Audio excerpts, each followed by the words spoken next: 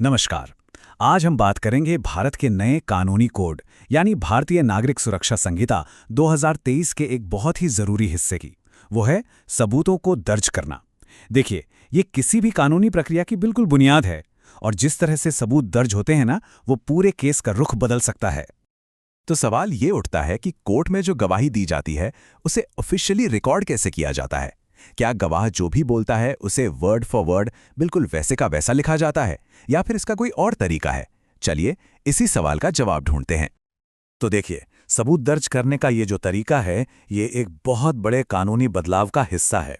हम बात कर रहे हैं भारतीय नागरिक सुरक्षा संहिता की 2023 की, जिसे शॉर्ट में बीएनएसएस भी कहते हैं।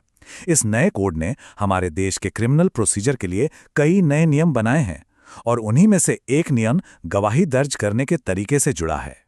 साल 2023 में जब ये संहिता आई तो इसका एक बड़ा मकसद था कि जांच और मुकदमों को थोड़ा मॉडर्न बनाया जाए और ज़्यादा एफिशिएंट किया जाए।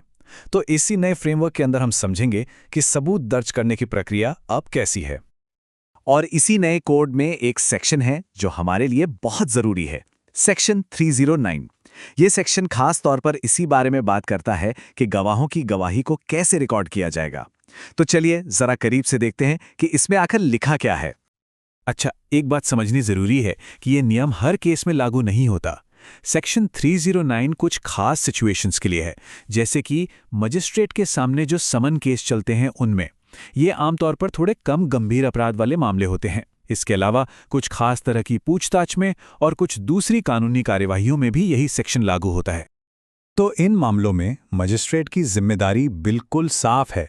जैसे जैसे गवाह की जांच होती है, मजिस्ट्रेट को 4 काम करने होते हैं। पहला, वो पूरी गवाही सुनते हैं। फिर उस सबूत का एक मेमोरेंडम तैयार करते हैं, मतलब एक तरह का नोट या सारांश। फिर उस मेमोरेंडम पर अपने साइन करते हैं और आखिर में उसे केस के ऑफिशियल रिकॉर्ड में शामिल कर लेते हैं। ये एक सीधी सादी प्रक्रिया है। लेकिन यहां एक बड़ा प्रैक्टिकल सवाल भी है। मान लीजिए किसी वजह से मैजिस्ट्रेट वो मेमोरेंडम खुद नहीं बना सकते, तो क्या होगा? क्या काम रुक जाएगा? नहीं, कानून ने इस सिचुएशन के लिए भी एक रास्ता निकाला है। देखिए, कानून में 2 ऑप्शन दिए गए हैं। पहला और सबसे सीधा तरीका तो यही है कि मजिस्ट्रेट साहब खुद ही उसे लिखें। लेकिन अगर वो ऐसा नहीं कर पाते तो दूसरा ऑप्शन है, वो ओपन कोर्ट में सबके सामने उससे डिक्टेट कर सकते हैं, मतलब बोलकर किसी और से लिखवा सकते हैं। पर यहाँ एक बहुत ज़रूरी शर्त है। ऐसा करने से पहले उन्हें ये कारण रिकॉर्ड पर लिखना होगा कि वो खुद क्यों नहीं लिख पा रहे हैं। चलिए अब इस पूरी प्रक्रिया के सबसे जरूरी हिस्से पर आते हैं। ये जो मेमोरेंडम है, ये आखिर है क्या?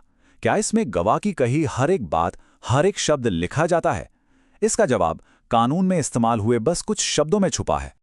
सेक्शन 309 कहता है कि मजिस्ट्रेट को सबूत के सार का एक ज्ञापन बनाना है। ध्यान दीजिए इन शब्दों पर, सबूत का सार। बस यही कुछ शब्द इस पूरी प्रक्रिया की जान है, यही इसे डिफाइन करते हैं। तो इस सबूत के सार का मतलब क्या हुआ? इसे समझने का सबसे अच्छा तरीका है एक उदाहरण। सोचिए आप एक लंबी मीटिंग में हैं। बाद में आपको पूरी मीटिंग की एक एक बात नहीं चाहिए, बल्कि उसके जरूरी पॉइंट्स चाहिए, यानी मीटिंग के मिनट्स। बस ये मेमोरेंडम भी कुछ वैसा ही है। ये पूरी गवाही का शब्द दर शब्द ट्रांसक्रिप्ट नहीं है, बल्कि उसके सबसे जरूरी और मुख्य पॉइंट्स का एक नोट है। और इस बात को और भी ज्यादा साफ करने के लिए कानून में एक नोट भी जोड़ा गया है। वो नोट कहता है कि सबूत में केवल महत्वपूर्ण बातें ही होनी चाहिए, शब्द दर शब्द पूरा ब्यौरा नहीं। तो मतलब बिल्कुल क्लियर है। फोकस क्वांटिटी पर नहीं, बल्कि क्वालिटी पर है, जरूरी बातों पर है। ठीक है, तो प्रोसेस तो समझ आ गया, लेकिन ये जो छोटी सी लगने वाली प्रक्रिया है, ये इतनी जरूरी क्यों है? इसका हमारे पूरे जस्टिस सिस्टम पर क्या असर पड़ता है? चलिए इसे समझते हैं। इसके असर कई हैं। सबसे पहला तो ये कि इससे अदालती कार्यवाही को तेज और एफिशिएंट बनाने की कोशिश की गई है।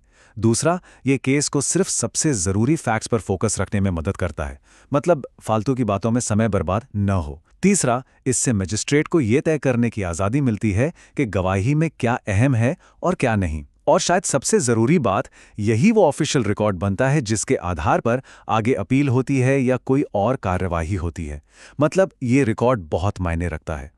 तो अगर हम इसे समेटें तो सेक्शन 309 असल में एक बहुत ही जरूरी बैलेंस बनाने की कोशिश करता है। एक तरफ है डिटेल में और सही रिकॉर्ड रखना, और दूसरी तरफ है ट्रायल को जल्दी और असरदार तरीके से पूरा करना। ये हमारे लीगल सिस्टम की एक बहुत बड़ी चुनौती है, और ये सेक्शन उसी का एक हल है। और ये सब हमें एक बहुत बड़े सवाल पर लाकर छोड़ देता है। जब बात इंसाफ की हो, तो स्पीड और डिटेल, तेजी और बारीकी के बीच वो सही बैलेंस क्या है? ये एक ऐसा सवाल है जिसका जवाब हमारा पूरा जस्टिस सिस्टम शायद हमेशा से ढूंढ रहा है और आगे भी ढूंढता रहेगा।